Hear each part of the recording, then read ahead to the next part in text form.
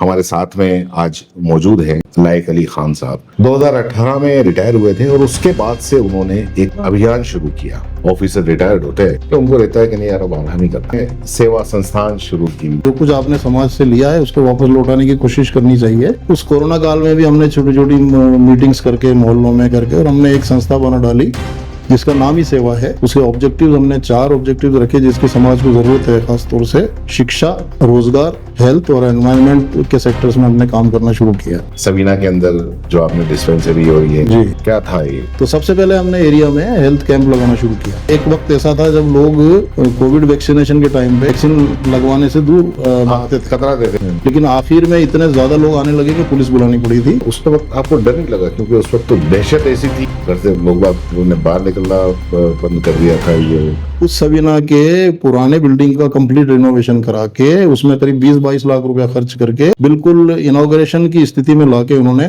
चाबी health department को सौंप दी। और आज की डेट में सबीना के सैकड़ों लोग डेली जनता क्लिनिक का फायदा उठा रहे हैं। एक ये नया विजन लेके आए हैं, विजन 2030। ये जिन जिन सेक्टर्स में हमारा समाज कमजोर है उसमें हम पूरे उदयपुर को एड्रेस करके किस तरह से उसमें सपोर्ट कर सकते हैं, इसके लिए एक विजन होना जरूरी होता है। क्योंकि आप आज सोचेंगे कल नहीं हो जाता वो, और उस पर ब्रेन स्टॉर्मिंग करते हैं, विचार करते हैं कि हम अगले 5 साल में उदयपुर में फॉर्म को किस तरह से देखना चाहते हैं। अंडर प्रिविलेज्ड लोग हैं, उनको किस तरह से हम सपोर्ट कर सकते हैं। जनरली ये होता है ना कि हम विजन ले आते हैं, हम बातें कर लेते हैं। कहीं ऐसा तो नहीं कि जब जमीन पे काम करने के लिए जाए तो ये हो जाए कि अरे यार इनका कुछ नहीं हो सकता। तो यही था कि साहब संस्थाएं तो बहुत बनती हैं लेकिन वो कुछ कर नहीं पाती हैं। तो इस तरह से करीब 70-80 लोगों की टीम उदयपुर में काम करेगी, और अगर पब्लिक सपोर्ट नहीं करे तो बिना पब्लिक सपोर्ट के आप जानते हैं कोई भी काम संभव नहीं। संभव थोड़ा सा ही आप ऊपर चढ़ेंगे जी तो बिल्कुल। 4 लोग पीछे से आ जाएंगे। जी हाँ, जी हाँ, जी हाँ। आपको लगेगा कि ये आपको आगे पुश करने के लिए आ रहे हैं, लेकिन बाद में पता चलता है कि नहीं, ये लोग खींचने के लिए आए। तो बजाय उसकी टांग खींचने के उसका हाथ पकड़ के उसको ऊपर करिए। एक तो सबसे बड़ी समस्या हमारे समाज में ड्रॉप आउट की है। सबसे ज्यादा बच्चे ड्रॉप होते हैं 10th के बाद। बन गई है पीर पर्वत पिघलनी चाहिए, इस हिमालय से कोई गंगा निकलनी चाहिए, सिर्फ हंगामा खड़ा करना मेरा मकसद नहीं, मेरी ख्वाहिश है कि ये सूरत बदलनी चाहिए। हम सारी मुश्किलात को पार करते हुए कुछ ना कुछ हासिल जरूर करें। दोस्तों, मैं अख्तर खान एक बार फिर आपके सामने आज एक ऐसे मेहमान को हम लेकर के आए हैं कि कई लोग ऐसे होते हैं, या यूं कहिए कि कुछ लोग ऐसे होते हैं कि जो समाज को जिंदगी से उन्होंने जितना कुछ सीखा होता है वो समाज को उन सेवा कार्यों के जरिए या अपनी खिदमत के जरिए वो कहीं गुना ज्यादा देना चाहते हैं। और उन्हीं में से एक हैं, हमारे साथ में आज मौजूद हैं लायक अली खान साहब, जो कि DFO से रिटायर्ड हैं।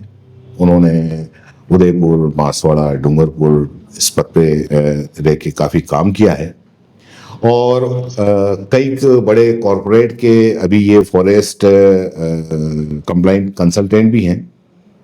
2018 में रिटायर हुए थे और उसके बाद से उन्होंने एक अभियान शुरू किया। वो क्या अभियान शुरू किया, क्यों किया, इस बारे में हम उन्हीं से जानेंगे। और उसी के साथ साथ एक ये नया विजन लेके आए हैं, विजन 2030, जिसके बारे में हम उनके जानेंगे, और 2030 क्या है ये भी बात करेंगे। लायक अली खान साहब, बहुत बहुत शुक्रिया आपका कि आज आप हमारे स्टूडियो में आए। तो क्योंकि DFO के पद से आप रिटायर्ड हुए, और ख़ास करके ज़्यादातर होता है कि जब ऑफिसर रिटायर्ड होते हैं तो वो खास करके जो फॉरेस्ट में होते हैं वो इतना काम कर चुके होते हैं फील्ड में कि उनको रहता है कि नहीं यार अब आराम ही करना है। फिर आपने सेवा संस्थान शुरू की, फाउंडर मेंबर हुए, तो क्या ऐसा मन में आया? जी, सबसे पहले तो मेरा आदाब कबूल करें अख्तर साहब। देखिए,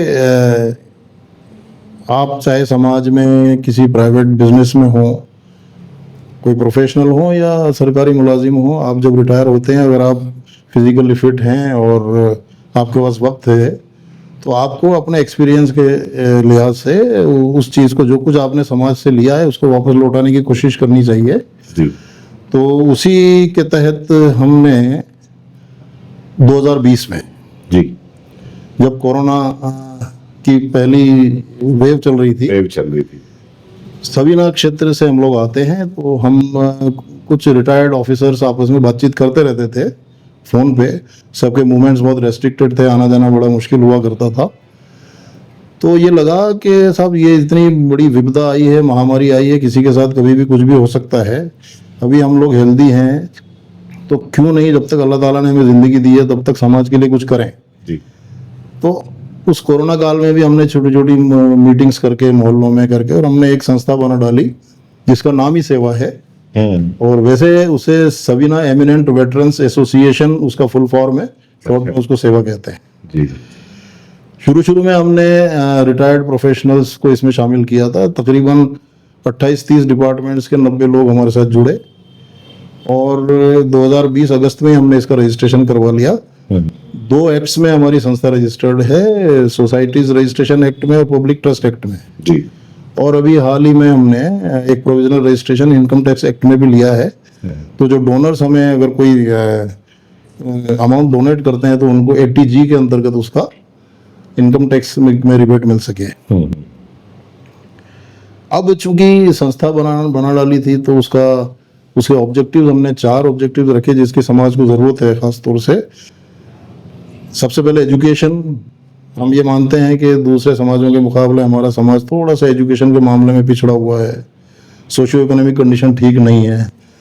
तो बहुत कुछ तो हम कर नहीं सकते, लेकिन जितना भी कर सकते हैं उतना करने की कोशिश के तहत एक प्रोफेशनल अप्रोच से हमने एक इसका उद्देश्यों का निर्माण किया, और उसमें शिक्षा, रोजगार, हेल्थ और एनवायरनमेंट के सेक्टर्स में हमने काम करना शुरू किया। और यही 4 ऐसे हैं जिसको कि समाज को बहुत जरूरत है। जी बेशक। और सबसे बड़ी बात यह कि लाइक खान साहब, मैं क्योंकि मैंने काफ़ी ऑफिसर से बात भी होती रहती है, ये भी होती रहती है। ज़्यादातर मैंने बताया ना कि रिटायरमेंट के बाद में वो आराम करना ज़्यादा पसंद करते हैं, लेकिन आपने आगे आके और मतलब समाज के लिए एजुकेशन और हेल्थ और इसमें काम किया, तो ये काफ़ी अच्छी बात है। रीज़न क्योंकि आपने मुझे बताया था खास करके हेल्थ में सवीना के अंदर जो आपने डिस्पेंसरी और ये जी क्या था ये? देखिए, जब हम लोग इन तीनों चारों सेक्टर्स पे जब विचार कर रहे थे, तो हमारे संज्ञान में एक चीज आई कि सवीना काफी बड़ा क्षेत्र है जी। उसके बावजूद कोई सरकारी हेल्थ फैसिलिटी वहाँ पे नहीं थी पिछले काफी सालों से। जी। हमने अप्रोच किया, कलेक्टर साहब से बात की, CMHO से बात की, जॉइंट डायरेक्टर हेल्थ से बात की, और एक NRM जो स्कीम है, national NHM national health mission, उनके डिस्ट्रिक्ट कोऑर्डिनेटर से बात की। उन सब ने काफी सपोर्ट किया हमें और हमारी बात को सुना, और उन्होंने कहा साहब करते हैं जो कुछ हम आपके साथ कर सकते हैं। तो सबसे पहले हमने एरिया में हेल्थ कैंप लगाना शुरू किया। बहुत अच्छा रिस्पॉन्स आया। डिपार्टमेंट भी बड़ा अचंभित था कि साहब इतना बेहतरीन तरीके से आप लोगों ने मैनेज किया कि सैकड़ों की तादाद में पेशेंट हर कैंप में आए, और कैंप उनके बहुत ही सक्सेसफुल रहे। वो भी काफ़ी सब लोग खुश थे, और रिपीटेडली उन्होंने हमारे कहने से कैंप लगाए। इसके अलावा जब एक वक्त ऐसा था जब लोग कोविड वैक्सीनेशन के टाइम पे वैक्सीन लगवाने से दूर भागते थे, कतराते थे, दूर।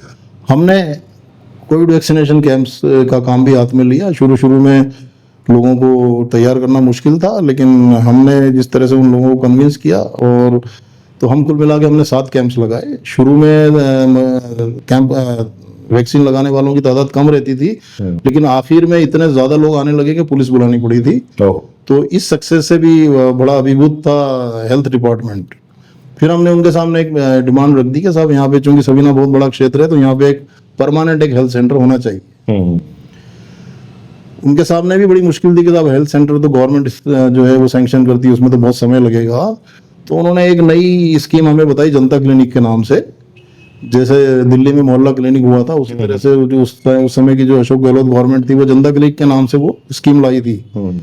CMHO काफी कोशिश कर रहे थे कि उदयपुर में कोई NGO तैयार हो जाए और इसकी पहल करे, लेकिन तब तक उदयपुर में कोई जनता क्लिनिक खुला नहीं था। हमने कोशिश की, हिम्मत की हमने। हालांकि हमारे पास आर्थिक संसाधन बहुत ज्यादा नहीं थे, ये मान लीजिए कुछ भी नहीं थे, लेकिन फिर भी हमने कहा साहब हम करेंगे और एक जनता क्लिनिक सवीना में खोलेंगे। CMHO ने भी हमारा साथ दिया, एक पुरानी बिल्डिंग अवेलेबल करा दी। फिर हम तलाश करते रहे। तो जैसा कहते हैं कि अगर आपकी नीयत साफ है तो ऊपर वाला भी मदद करता है। आसान होती है। तो एक राउंड टेबल इंडिया को मैं बहुत धन्यवाद देना चाहूँगा यहाँ पे। उन लोगों से जब हमने अप्रोच किया तो उन्होंने खुशी खुशी इस चीज़ को जो है लिया, और उनके एक सिस्टर कंसर्न भी है लेडी सर्कल इंडिया, दोनों ने मिलके उस सवीना के पुराने बिल्डिंग का कंप्लीट रिनोवेशन करा के उसमें करीब 20-22 लाख रुपया खर्च करके इक्विपमेंट्स वगैरह सारे अवेलेबल करा के और बिल्कुल इनॉग्रेशन की स्थिति में लाके उन्होंने चाबी हेल्थ डिपार्टमेंट को सौंप दी। और एक दिन मेरे ख्याल में सितंबर 2021 या 22 होगा, उसमें उन्होंने उसका उद्घाटन कर दिया। और आज की डेट में सभी नाम के सैकड़ों लोग डेली उस जनता क्लिनिक का फायदा उठा रहे हैं, जिसका नाम अभी बदल के आरोग्य मंदिर कर दिया गया। आरोग्य मंदिर जी। आखिर वो, लेकिन फिर भी आपने मतलब जो बंद पड़ा हुआ था वही आपने शुरू किया ना? जी जी, बहुत वर्षों से बंद था वो, वर्षों से बंद था वो। कोशिश की तो पब्लिक को फायदा मिल रहा है। कोरोना के अंदर आपने ये शुरू किया, उस वक्त आपको डर नहीं लगा? क्योंकि उस वक्त तो दहशत ऐसी थी कोरोना की कि आप घर से लोग बाहर निकलना बंद कर दिया था। ये वो देखिए, इसमें ये था कि कुछ लोगों को कोरोना इफेक्ट कर रहा था, कुछ को नहीं कर रहा था, और लोगों का मूवमेंट था भी सही। जो लोग ड्यूटीज करते थे, मान लीजिए पुलिस वाले हैं, हेल्थ वर्कर्स हैं, जिनके जो आवश्यक सेवाओं वाले हैं, वो भी आखिर अपनी ड्यूटी कर रहे थे। तो हमें ये लगा कि अगर अभी सेवा में होते तो हम भी ड्यूटी कर रहे होते हैं। तो उस चीज को हमने ध्यान में रखते हुए थोड़ी सी जोखिम उठाई और हमने इस चीज को बिल्कुल पॉजिटिव है। 2030 ये मतलब काफी चर्चा है इन दिनों इसकी जी। और मतलब काफी लोगों को पता है, काफी लोगों को पता नहीं है क्या है विजन 2030, जिसके तहत एक प्रोग्राम भी हुआ था काफी उसके अंदर। तो आप बताएंगे क्या है? जी, जैसा कि मैंने आपसे गुजारिश की, हमारा एक प्रोफेशनल तरीके से हम चलाते हैं। एक ऑफिस भी है हमारा सेक्टर 9 में, एसबी प्लाजा में। और हमारे वर्तमान में सेवा संस्था के जो प्रेसिडेंट हैं कर्नल दिल Aftab Khan, is a fantastic leader और बहुत ही फॉरवर्ड लुकिंग, बहुत ही पॉजिटिव। हमारी टीम काफ़ी कंफर्टेबल रहती है उनके साथ। तो हम लोग अक्सर ये बात किया करते थे कि चूंकि हमारे में इतना पोटेंशियल है तो कुछ बड़ा करना चाहिए हमें। तो पिछले 3-4 महीने से हम ये सोच रहे थे कि जिन जिन सेक्टर्स में हमारा समाज कमज़ोर है उसमें हम पूरे उदयपुर को एड्रेस करके किस तरह से उसमें सपोर्ट कर सकते हैं। ठीक, उसके लिए एक विज़न होना ज़रूरी होता है, क्योंकि आप आज सोचेंगे कल नहीं हो जाता वो। तो हमने उसको एक 5 साल का एक पंचवर्षीय योजना के तौर पे उसको सोचना शुरू किया और उस प्रोग्राम को विज़न 2030 नाम दे दिया। वही 3-4 सेक्टर्स में हम लोग काम करेंगे। तो अब उसको ये है कि स्टार्ट कैसे किया जाए। तो हमने पिछले 3-4 महीने में उदयपुर के जितने भी कम्युनिटी के सोशल एक्टिविस्ट हैं या जो संस्थाएं हैं जो कौम का काम कर रही हैं, उन सबसे संपर्क किया, कॉन्टेक्ट प्रोग्राम चलाया और एक ग्रुप बनाया, सबसे मशवरा किया जी कि हम लोग सब एक साथ बैठें और उस पर ब्रेन स्टॉर्मिंग करते हैं, विचार करते हैं कि हम अगले 5 साल में उदयपुर में कौम को किस तरह से देखना चाहते हैं, हम अपनी कमियों को कैसे दूर करेंगे और जो अंडर प्रिविलेज्ड लोग हैं उनको किस तरह से हम सपोर्ट कर सकते हैं। उसके लिए मोटिवेट करने के लिए हमने बाहर से भी 2 बड़े लोगों को बुलाया था और खुशी की बात है कि उन्होंने हमारा इनविटेशन एक्सेप्ट किया और जो डेट हमने उनसे गुजारिश की थी उस पर वो आए और मशावरात के नाम से एक तरह से विजन 2030 का एक इनॉग्रल फंक्शन मान लीजिए उसमें वो किया था। और उस हॉल की कैपेसिटी 250 है और 250 प्लस लोग उसमें आए थे। आप भी थे उसमें, आपने विटनेस किया होगा। काफी अच्छा प्रोग्राम, बहुत ही कॉर्पोरेट स्टाइल में हमने उसको आयोजित करने की कोशिश की थी। मैं जैसे कि आपने ये प्रोग्राम बनाया, जनरली ये होता है ना कि हम विजन ले आते हैं, हम बातें कर लेते हैं, लेकिन जमीन पे काम करना लाइक साहब बड़ा मुश्किल होता है। और कहीं ऐसा तो नहीं कि जब जमीन पे काम करने के लिए जाएं तो ये हो जाए कि अरे यार इनका कुछ नहीं हो सकता। नहीं, देखिए ये बातें तो शुरू में हुई थी जब संस्था बनी थी, तो यही था कि साहब संस्थाएं तो बहुत बनती हैं लेकिन वो कुछ कर नहीं पाती हैं। लेकिन हमारी संस्था की रेपुटेशन इससे थोड़ी सी अलग आप पाएंगे जी। हम उतना ही सोचते हैं जितना कर सकते हैं और कुछ करने के लिए आपको विजन की जरूरत तो रहती है। अब वो मशावरात हो गया, उसमें लोगों ने अपने मशवरे दे दिए, फीडबैक आ गया लोगों को, करीब 80-90 लोगों का फीडबैक आ गया। 80-90 लोग हमसे जुड़ना चाहते हैं, एक्टिवली काम करना चाहते हैं डिफरेंट फील्ड्स के अंदर। तो अब क्विकली हमने उसका नेक्स्ट, जैसा आपने बताया कि उसको ज़मीन पे उतारना होता है, तो उसको इम्प्लीमेंट करने के लिए फौरन ही हमने एक नेक्स्ट संडे यानी 13 जुलाई को अगला एक प्रोग्राम इन सिलेक्टेड लोगों का, जो वॉलंटियर, जिन्होंने वॉलंटियर किया है हमारे साथ जुड़ने के लिए जो काम करेंगे साथ। जी, उन लोगों की एक कॉन्फ्रेंस दिन भर की बुलाई है। अच्छा। उसमें हमने उदयपुर को 7 सेक्टर्स में बांटने का फैसला किया है। 7 सेक्टर्स बांटेंगे। उसके बाद उसमें 3 मेजर इश्यूज जिन पे हम काम करेंगे, सर्वे और सोशल अवेयरनेस एक number 2 education development, number 3 employability development. उन तीनों के अलग अलग वर्किंग ग्रुप्स बनेंगे।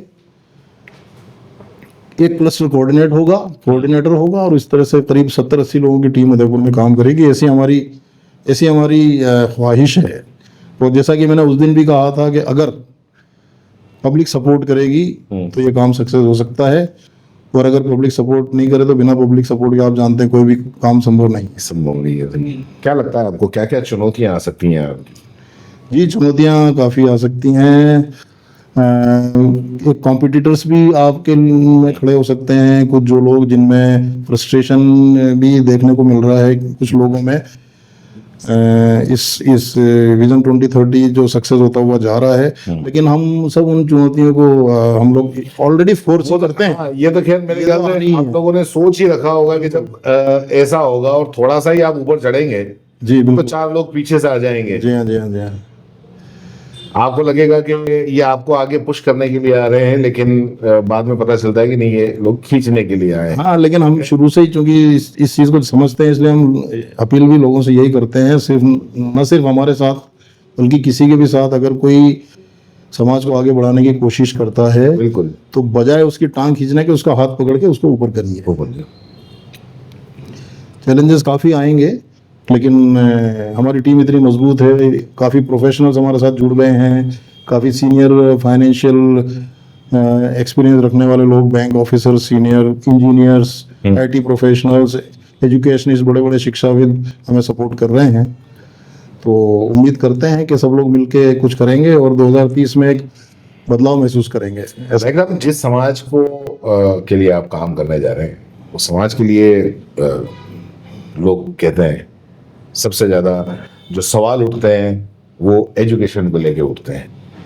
पंचर वाला तक कह दिया जाता है। और एजुकेशन को लेके आपके क्या है विजन? जी बिल्कुल, आपने सही फरमाया अस्कर साहब।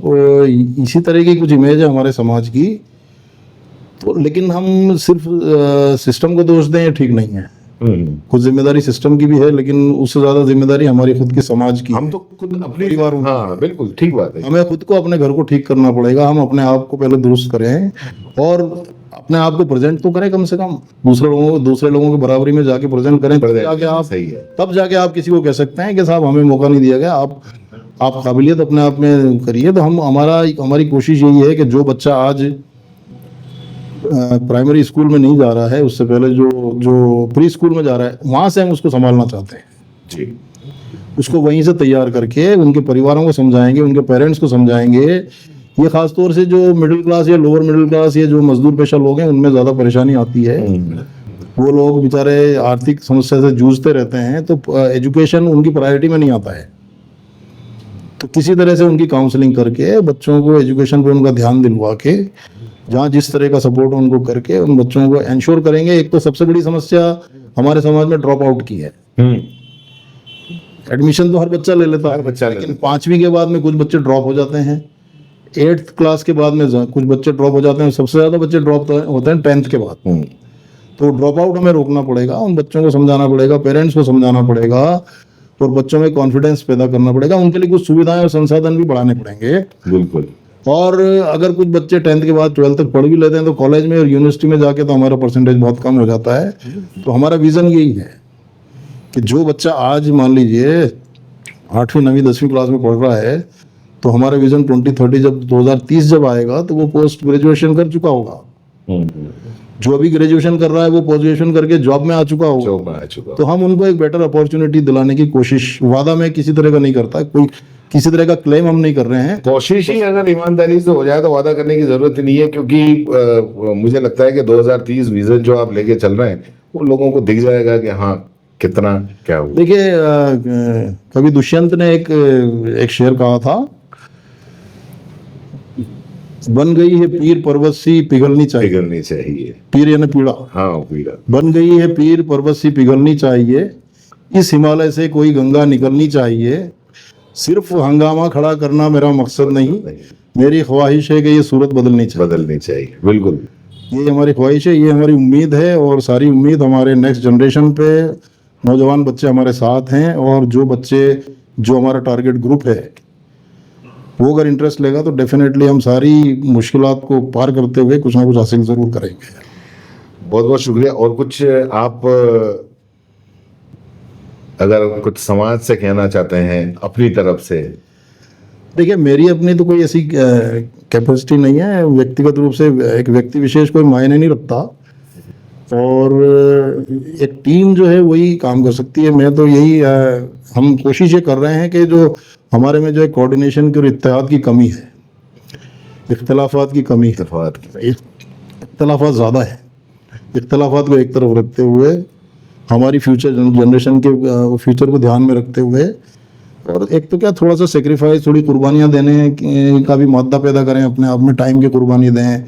जो लोग आर्थिक रूप से सक्षम हैं, संस्थाओं को या उन कमज़ोर परिवारों को सपोर्ट करें, और समाज एज ए होल को अगर आप अच्छे से उसमें देखना चाहते हैं तो आपको सोना बनने के लिए कुंदन में तपना तो पड़ेगा। सपना तो पड़ेगा जी। बहुत बहुत शुक्रिया लाइक साहब। तो ये थे लाइक साहब, जो कि मतलब मैंने वो कहते हैं ना कि मैं तो अकेला ही चला था जाने में मंजिल की तरफ, लोग साथ होते गए और कारवां बनता गया। तो इनके साथ भी यही थे कि कोरोना के वक्त बाद, जब मेरे ख्याल से 1 या 2 लोग ही थे। जी हाँ, 2-4 लोगों ने, 4 लोगों ने शुरू किया था। और आज एक पूरा विजन 2030 जो कि जिस कॉन्फ्रेंस के अंदर मैं जाके आया हूँ, और माशाल्लाह उसके अंदर काफ़ी लोग जुड़े। तो हम उम्मीद यही करते हैं कि आपका 2030 विजन जो है वो कामयाब रहे, और हम लगातार इस बारे में वक्त वक्त पे बात करते रहेंगे।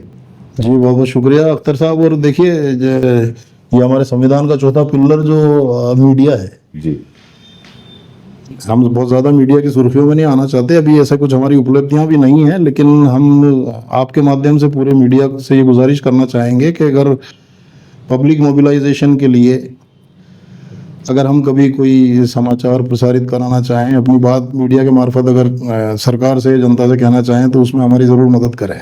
बिल्कुल। मीडिया जनहित का जो काम होता है तो मीडिया उसमें साथ देता ही देता है, और ख़ास करके जब निस्वार्थ अगर मान लो जनहित का काम हो तो मीडिया साथ होता ही होता है। बहुत बहुत शुक्रिया।